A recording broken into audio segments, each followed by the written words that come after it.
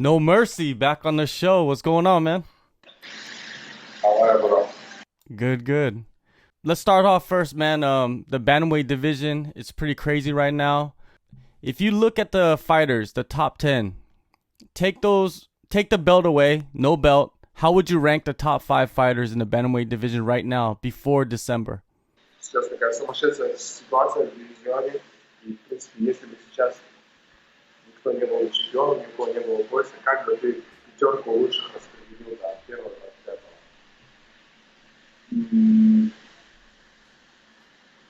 Я даже не знаю, я не могу, я думаю, что больше надо, ну, знатокам это относить дело. To be honest, I don't know. You better ask some experts. Oh, expert. He is an expert. He's one of the guys, right? How's training going? It's good, brother. It's good. Today. Yeah, I see the videos. I see you running a lot, and the movement looks crazy. Yes, every day work. I want kill fighter. Definitely. So, going back to that question about the top 5, he just says ask the experts. He doesn't care. Yeah, he doesn't consider him an expert. Сейчас такая ситуация в дивизионе, что Альдо, Файбер, Фрэнки Эдгар, там, очень много бойцов, и я не могу как-то определить их в топ-5. The situation is like there's a lot of new names coming down to the division, and I cannot really separate who's number 1, who's number 5. The fights will show. Я думаю, ты сам даже не сможешь сейчас определить пятерочку. Сможешь ты определить пятерочку?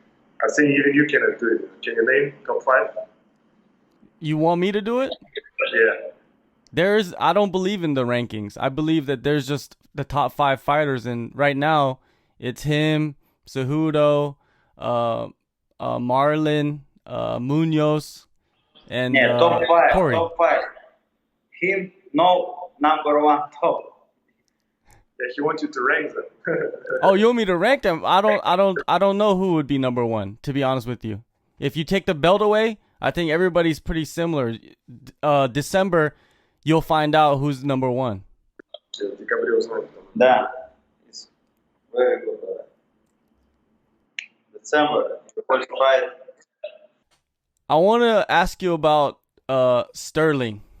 Aljamain Sterling. He was on Joe Rogan, and he said that he ran into you in Las Vegas, and you guys had a little talk. I want to get your side of the story. Хочется спросить немного о Стерлинге. Когда Стерлинг был на подкасте у Джо Рогана, он что-то рассказал, что вы там встретились в Лас-Вегасе, и что-то, типа, вы там на него наехали. Он хочет услышать твою историю, как там было на самом деле. Да нет, мы на него не наезжали. Просто сказали так, что не болтай и все как бы лишнего. Не было цели там наезжать на него, еще что-то. Просто, если ты говоришь что-то за глаза, говори это и в лицо, да? А то за глаза говоришь, а в лицо улыбаешься и руку тянешь, как бы, это же неправильно. Yeah. I didn't have a goal to run into him or something like that, I just wanted to talk to him face to face because he was saying a lot of shit on the internet, so I just wanted for him to say it to my face, that's it. Because I don't understand if you say something on the internet and then when you see me, you smile and shake my hand, I don't think it's worth it. So he's very similar to Jorge Masvidal in his mentality of fighting, right? Is that fair to say? Он думает, что ты очень похож с Хорхе Масвидалем, с психологией, ментальностью, подходом. Я не знаю, тебе виднее со стороны, ты знаешь Хорхе Масвидаля, немножко знаешь меня, я не особо знаю Масвидаля. Yeah, I don't know much about Masvidal to say it's the right comparison, but you should know better, me, him, so as you say. Yeah, he's the type of guy that, if you say something online, you should be able to say it in the face of the fighter that you say it to online. That's the mentality. Психология в том плане, что Масвидаль считает, если ты что-то говоришь в интернете, ты должен в лицо то же самое Ну да, конечно, ты должен придерживаться той же самой позиции, а не так, что маски менять свои, где тебе выгодно и удобно. Yeah, so you have to stick to what you say, you know, you can't just change your masks, you know, like to say when it's convenient for you. Then what does he think about a fighter like Colby Covington? You know, a guy that you know that he's acting. Everything he says is just an act. What does he enjoy that? Does he think that's funny, or do you think of him as just a clown or something? Что ты думаешь тогда о таком бойце, как Колби Ковингтон, когда ты знаешь, что он часто переигрывает, например, и как бы тебе самому тебе нравится, ты смеешься над ним, ты считаешь, что это чуть-чуть. Да нет, надо его просто взять и багажник закрыть его и все, чтобы он не капал больше. Не нравится он. Yeah, I don't like him. You know, I'll just put him in the back of the car and go and ride somewhere. Он болтает там, где камеры есть. Я уверен, что там, где не будет камеры, он по-другому будет болтать совсем. Такой, кстати, типаж он есть. Yeah, he only talks when he sees cameras. If there's no cameras, you know, he's not gonna say anything. How important do you think the mental warfare is in fighting right now? Because you do have some mental warfare in your way of doing, attacking fighters, right, or getting fights. So how important is that for you? Насколько ты считаешь важна вот эта психологическая война в ММА, потому что ты тоже часто это используешь, чтобы спровоцировать соперника, либо получить бой, который ты хочешь. Насколько это вообще важно? Ну, это часть нашей работы, да, но главное какие-то не переходить границы, я думаю, что все равно это спорт, жизнь на этом тоже не заканчивается, и все должно быть в рамках дозволено, а так я думаю, что это нужно, это определенный интерес к шумихе, к бою. I feel it's like a part of the work, and, you know, you can't like push too much limits, you know, you have to, you know, sports is not everything, you have to, it's a life, you know, it's not a whole life, so you have to do it. I feel like you have to do it, just don't go over the limit, you know, you have to promote the fights, you know, you have to bring something. Тайсон правильно сказал, какое его величие, если даже там это человек, если он считает себя великим, он не может своих детей там в школу самостоятельно сводить. В этом и есть, наверное, вот эта психология такая, что ты должен жить как бы не только жизнью спортивной, а понимать, что жить реальной жизнью. Like one day Mike Tyson said one time, like, how can I be like great if I cannot like even bring my school to kids to the school, you know. So sport is not everything. You have to be good in life, you know. You're undefeated in the UFC. You've had many dominant performances. You know, you've thrown heavy strikes. You know, you dropped many guys. Who has hit you the hardest though? What guy has hit you the hardest? And you're like, whoa, okay, he could crack. Ты не побежден в UFC, у тебя много доминирующих выступлений, и многих бойцов ты уже уронил. Но хочешь узнать, кто из тех, с кем ты дрался, у кого самый сильный удар? То есть, когда он попал на тебя, ты почувствуешь, что он, в принципе, самый мощный из всех, с кем ты дрался. Так. Мне кажется, самым крепким мне показался Джимми Ривера. Yeah, I feel the toughest one was Jimmy Rivera. Крепкий парень, да, такой в своем таком, так скажем, в своей концентрации. Не болтал ничего, но видно было, что он настраивается на бой и так далее. Я понимал, что он крепкий парень там и так далее. В бою он показался камушек такой. Yeah. So Jimmy Rivera was tough, you know. I saw him very focused on the fight, very focused on his performance, and in the fight he delivered. He was like a stone.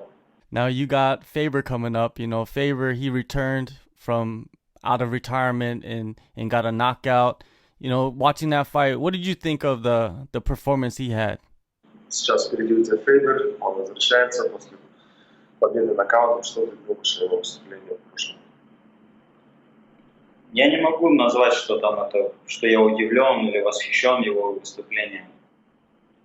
Попал, там, соперник его был немножко невнимателен и чуть-чуть преждевременная остановка боя.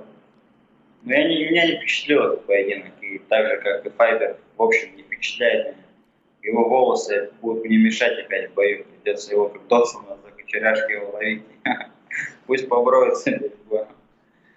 Yeah, I wasn't amazed and impressed by his performance. You know, he landed his shot, you know, because his opponent was not concentrated enough, and I think also the fight was stopped a little bit too early. And yeah, I'm not impressed by his performance. I'm not impressed by him at all. You know, his haircut, his terrible haircut, gonna just be in my way. You know, in my hands all the time, like not, you know. I just hope he cuts his hair before the fight. All right. Well, so when you look at Faber, you know, a lot of people think of him as a legend. Do you feel like he's not like he's an old school guy? He's not like to the level now of the fighters like yourself. Do you feel like he doesn't bring anything special? Многие люди считают его легендой. Считаешь ли ты, что он боец старой школы и что нынешнему поколению бойцов он не может ничего предоставить, ничего нового привнести? Ну да, он очень долгое время в спорте, да, как бы очень много боев провел, у него огромнейший опыт, но я не согласен, что ему нечего показать молодым бойцам. У него есть хорошие свои сильные стороны, и вы знаете, что сильный не тот, кто знает 1000 приемов, а тот, кто один прием, хорошо его делает. Вот, я думаю, что Файбер умеет делать какие-то свои вещи определенные в борьбе. Yeah, I feel like he had a lot of experience. He's very crafty, and he definitely can bring something to the table, you know. And you know how they say, you know, I don't fear the fighter who knows like 1,000 techniques. I fear the fighter who knows one technique but very good. And Faber has these advantages. He has these specialties, and he definitely is still dangerous and definitely can bring something to the table. Знаете, я ни в коем случае его не недооцениваю. Я знаю, что это бой, как бы, я иду в полной концентрации, иду с серьезными намерениями туда. Я иду просто забрать победу. Мне не важно, кто это, Файбер там будет, Сихуда, еще кто-то. Я делаю свою работу. Yeah, don't get me wrong, I don't underestimate him. I'm very focused, and I don't care who in front of me. Faber, Cejudo, you know, I'm coming for the win. I don't care. Pedro Munoz, he just recently did an interview saying that he will be in Vegas for UFC 245, and he wants to be the backup fighter. You know, what does he think about that? You know, of him coming there and thinking that someone's gonna miss weight or something. Педро Муньос недавно дал интервью и говорил, что он приедет 14 декабря в Вегас и что он будет на старте, если кто-то слетит из-за травмы, из-за весогонки, он выйдет на замену. Что ты думаешь об этом? Но он пусть мечтает об этом. Педро Муньос. Я, честно, тоже не впечатлен этим бойцом, поэтому... Но если он имеет такое желание, почему нет? He can keep on dreaming about it. Я забыл даже, что это за боец. He can keep on dreaming about it, and you know, he has desire to do that. He can do it. And, honestly, I'm also not impressed by Pedro Munoz. And to be honest, I forgot who he was before you mentioned him. Does he feel like this fight with Faber, you know, he's such a big name, is this going to be his breakout performance, do you think? You know, because every fighter has a breakout performance. Does he feel like this could be it at a big pay-per-view like this? 3 titles on the line? Считаешь ли ты, что вот этот бой с Фейбером будет для тебя таким большим прорывом? Ты знаешь, у каждого бойца есть какой-то такой бой, который его приносит на новый уровень. И учитывая, что турнир 3 титульных боя, ты в главном камне, считаешь ли ты, что это шанс тебе формироваться? Да, конечно, это отличное для меня время. Безусловно, победа над Файбером. Моя узнаваемость, моя популярность, так скажем, в мире она возрастет. Вот, и это будет огромное внимание к этому турниру. И отличное выступление, отличный апсет от меня, это будет хорошим залогом к титулу. Yeah, of course, it's a good time and a good opportunity for me to be part of such a great card. You know, a lot of eyes will be watching, and for sure, it's an opportunity for me to break through and gain some new fans, gain some more following, and make a name for myself. Definitely. Now, the other big fight in the bantamweight division on that night is Jose Aldo versus Marlon Moraes. Does he think that Jose Aldo will be successful in the bantamweight division? Другой бой Жозе Алдо и Морайс. Ваши действия в этом карде. Считаешь ли ты, Жозе Алдо будет успешен в этом весовой категории? Я не думаю. Я не думаю, что он будет успешным в этой категории. Все равно у нас чуть другая категория, чуть скоростная.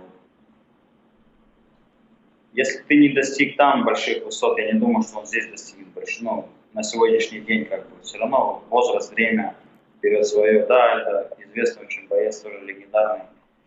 Но тут время, как бы, ты с ним не поспоришь.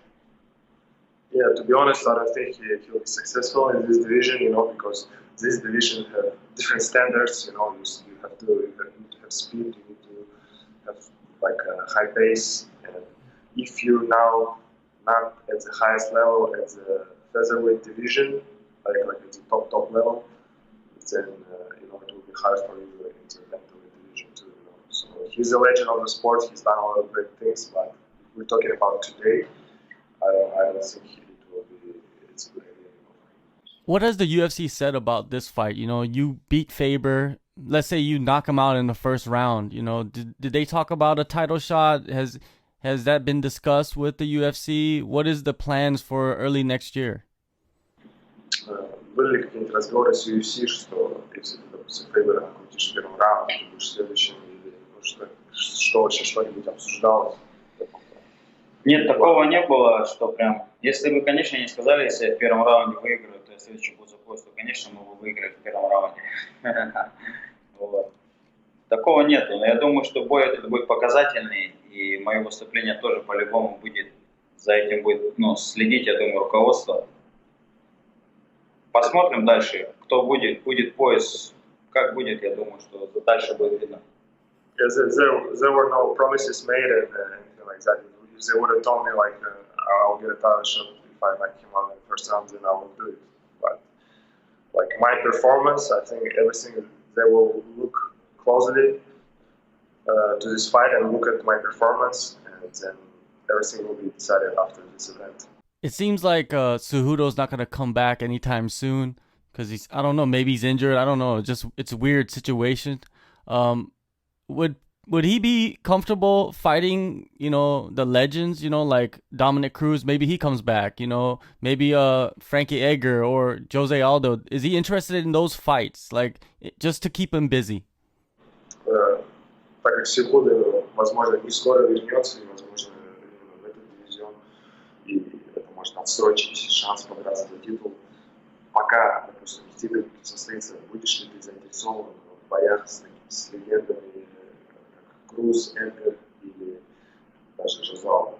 Да, конечно, как будет, если даже не будет информации какой-то по бою, там, за пояс, я с удовольствием бы провел бои с этими ребятами. Я ни в коем случае не хочу сидеть, не ждать никого. Я лучше буду делом доказывать и делать дела, так скажем. Да. Если у этих ребят есть дух и, как там говорят, иностранные политики, большие яйца, но я пока не слышу от них в свою сторону ни одного, так скажем, слова. Не от того же самого Cejudo, который много болтает. Yeah, so I'm not the guy who's gonna wait and sit around waiting for the title shot or waiting for like things comes my way. I wanna show with actions that I deserve to be a champion. I wanna prove it with my fights, and of course I will fight anyone. But as you know, all those guys you mentioned, they don't even mention my name. They're afraid to mention my name, So if they have heart and, as you journalists say, have balls to face me, then welcome. I will be more glad to do it. Платите бабки, я буду драться хоть каждые выходные. Pay me money and I will fight every weekend. Yeah, definitely. That's what it's all about, right? You got to make your money. Another guy, he's going to fight for the title that night, Volkanovski. I'm pretty sure you've trained with him in the past. You know, you guys are both from Tiger. What can you say about him? You know, a guy that is kind of has probably went the same path as you, and probably you're gonna be in the same way. You know, you're gonna win and then fight for the title eventually. Другой боец, которого ты знаешь, с ним ты тренировался, это Волконовский, будет драться за титул. Что ты думаешь о нем? У вас, возможно, немного схожие пути в UFC. Ты скоро тоже можешь подраться за титул. Что ты можешь сказать о нем, этот шанс? Я думаю, что шансы есть на победу у него. Вот. Крепкий парень. Да, тренировались неоднократно вместе. Конечно же, я желаю ему победить в этом бою, потому что я знаю его.